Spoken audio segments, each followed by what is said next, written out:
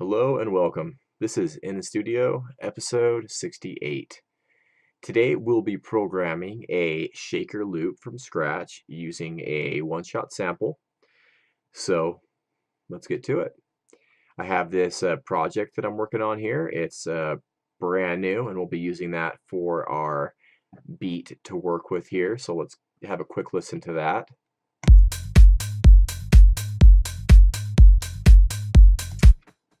That's what we'll be working with. Very simple. So I have this shaker folder open here with lots of one shots to choose from. So before we pick a sample though, I'm going to lay down a MIDI clip here on an open pattern and just paint it across just a 1-bar clip there. And I'm also going to just open up this first shaker into a new channel, and we're going to put this in the mixer on an open track, and I'm going to send this to the piano roll, and I think I'm going to go for an 8th note pattern here. Okay, let's hop back over to the playlist, and now we can audition some samples here. So I'm going to open this up. I'm going to select that and hold shift, and then I can press down while holding shift, and then I can switch the sample seamlessly during playback. So if you didn't know how to do that, it's the handy little keyboard shortcut. So here we go. Let's pick out a shaker that'll work.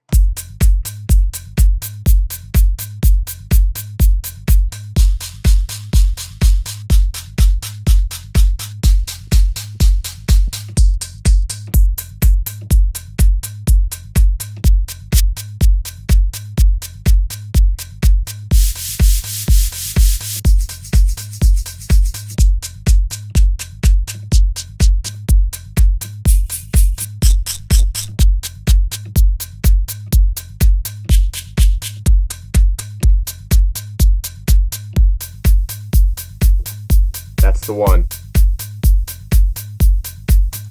That one's gonna work, I think. Okay, so now that we have a shaker that's gonna work, hopefully, let's edit this piano roll a little bit. And what I think I might want to do is maybe shorten up these notes here.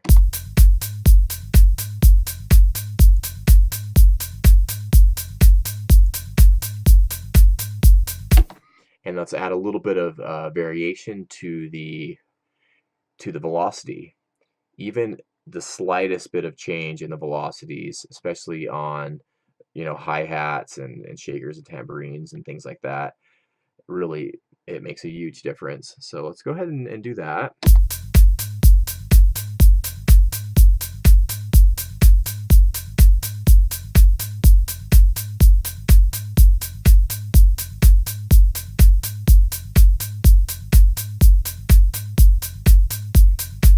Okay,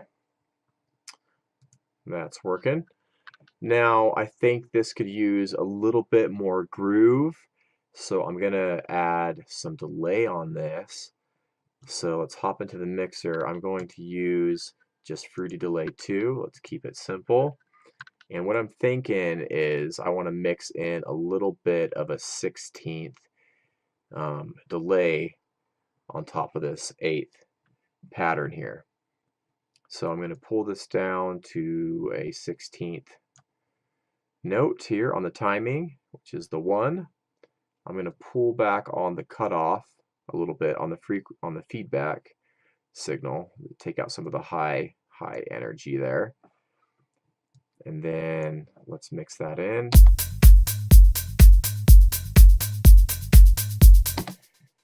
Now what I think I actually want to do as well here is widen out this feedback or this delay a little bit using the offset. So I'm going to keep this a little bit exaggerated for right now, and I'm going to pull this offset to the left and listen to it, spread out.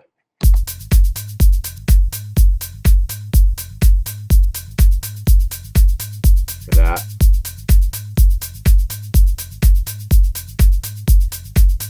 reset it.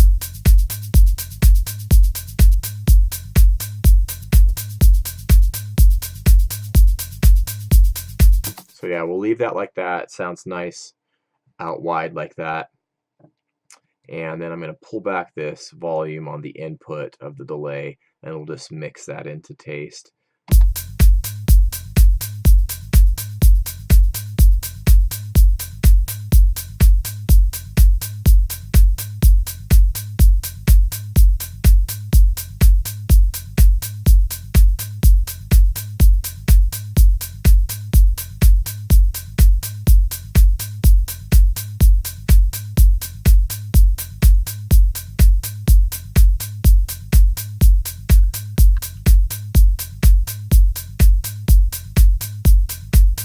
I like it just nice and subtle there. Doesn't need to be over the top. Subtlety is key. Okay, so we got a little extra groove there with the delay.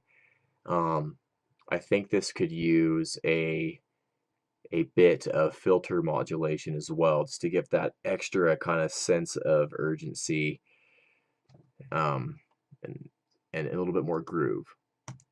So I'm going to maybe modulate the filter over 1 bar perhaps, and we'll just use this filter here.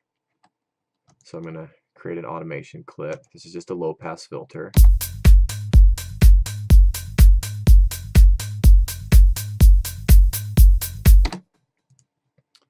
So let's pull this down here.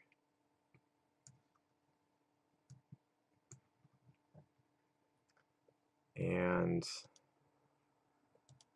could even go over a 1/2 bar on this, but let's just try 1 bar here.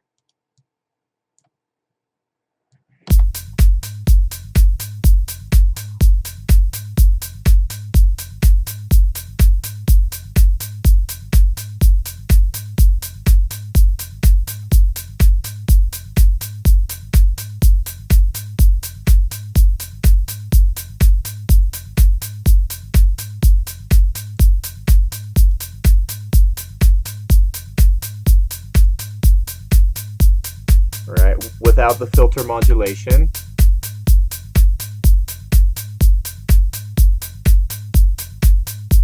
And with.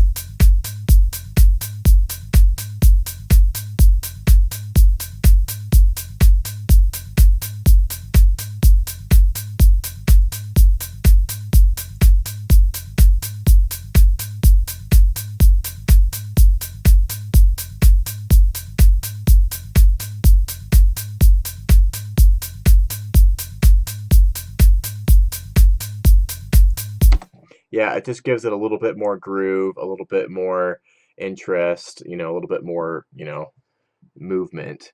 So let's leave that there for now. That will work.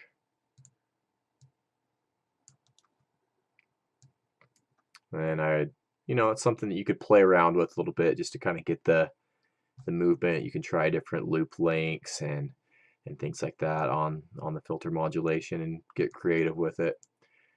So we have a little bit of a movement with the filter. We got some delay going. Maybe we can add a little bit of reverb as well to this. Let's just use Fruity Delay, or excuse me, Fruity Reverb 2. I'm going to pull this out. Give it a little bit of a low cut. Actually, a lot of bit of a low cut. Pull that up to like 700. Maybe cap this at like 8K. And yeah, then we'll dial in the decay time and the wet.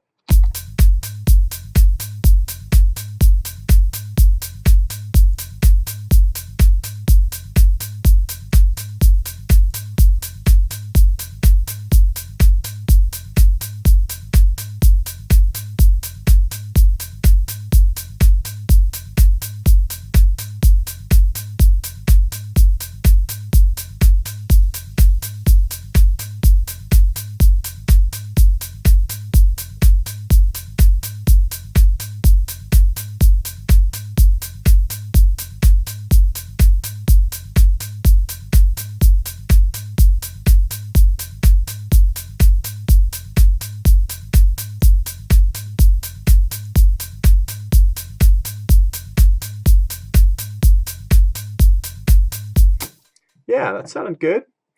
Let's groove it along. So that's, one way to approach programming a, you know, a loop, a shaker loop, or a tambourine loop, or something to that effect with a one-shot sample. Doesn't have to be difficult at all. So there's more techniques and different approaches and ways that you can accomplish it, but it's one way to maybe go about it. Thought I'd share that with you and hopefully enjoyed it. Oh, as always, leave me a comment or question, and I'll see you really soon. So take care.